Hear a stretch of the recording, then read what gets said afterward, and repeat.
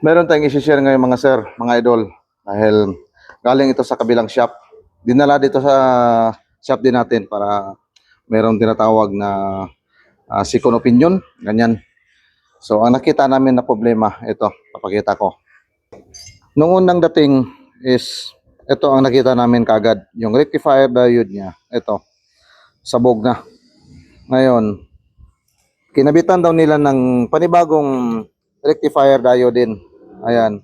Yung ending sabog din, yung rectifier diode ito. Nung tinisting na namin, doon namin nahuli.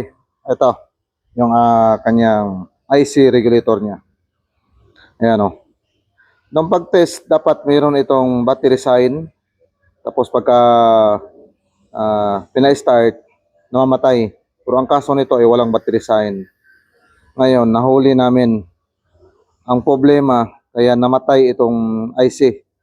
Wala na itong IC dahil pag on, wala siyang indicator light or battery sign. Dapat meron. Ang sanhi kapag nasira itong IC, ito ang dahilan. Rotor lang ang dahilan niyan. Shortage na siya. Yan. Kapag shortage ang rotor, madadamay itong IC. Kapag nadamay ang IC, magloko, overcharge na ito naman ang kanyang idadamay naman, rectifier. Buti na lang yung stator ay okay. At papakita ko muna yung stator niya.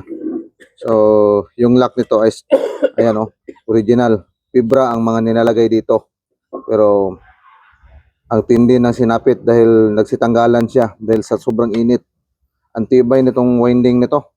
Ang bumigay is diode ang nauna. Kaya hindi ito naapektuhan masyado.